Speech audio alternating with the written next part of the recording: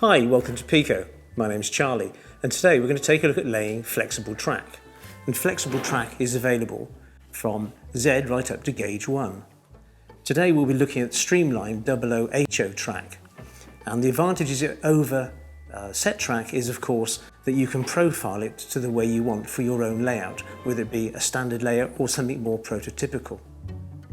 So we intend to take you from your finished boards, which are sealed ready to receive the track, to laying a cork underlay, laying the track on the cork, then laying ballast, weathering the track, weathering the ballast, until you get the perfect track that suits your prototypical layout. So moving on to the track laying, the first thing you need to do is obviously prepare your boards and make sure that they're sturdy and sealed. Looking at the basic tools that we need are things like snipe nose pliers, snips, a scalpel. And these are the basic things you'll use for almost every model railway operation. But the first thing you need to do is provide some kind of base for your track. And here we're using 3mm cork. 3mm cork is good at absorbing sound, and it stops the drumming effect that you get from hard base layouts. To secure the cork, we use an impact adhesive, quite straightforward really. And then we need to secure our track to the cork.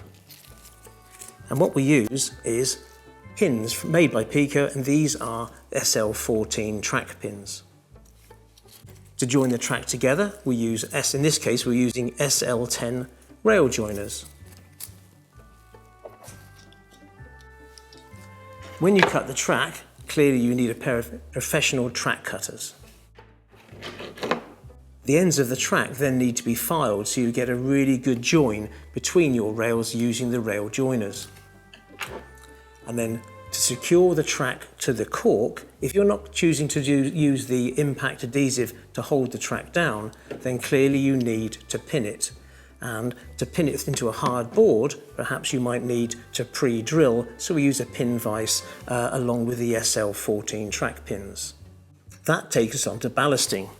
And here we have PECO seam ballast. To secure the ballast in place, of course, you need a glue. Good old PVA, and this has been diluted, ready to go with a drop of washing up liquid. You'll need a container for the ballast. Pop the ballast in the container, and then using a small teaspoon, you decant the ballast onto the track. And then finally, we then need the PVA into a small container, and we use a pipette then to drop the PVA into the ballast when it's in situ. When all that's dry, of course you need to weather it down, and here we'll be using a PECO weathering powder. So that takes us on to track laying. And what we use to ensure that we get a good smooth run of track right through the layout without any nasty kinks or dog legs is we use track setter templates.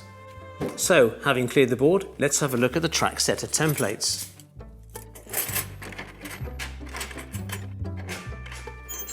And as you can see, they come in various radii. There's even a straight one. But for us today, with our two parallel tracks, what we're going to use is the 24-inch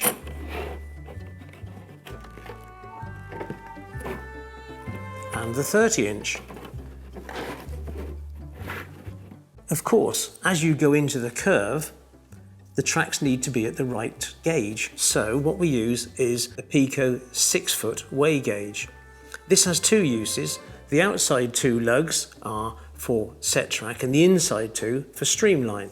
So all you do for the streamline is you place the two lugs into the track.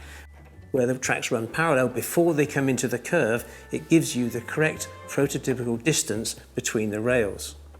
Then, having fixed that in place, you then need to obviously fix the curve with the track setter giving you the right profile, and then you pin it on the way through.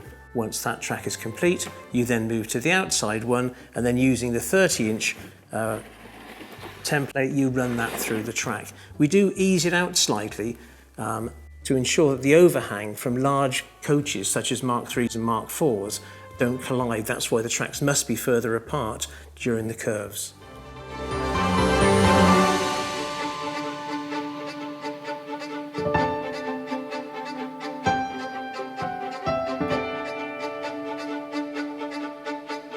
you.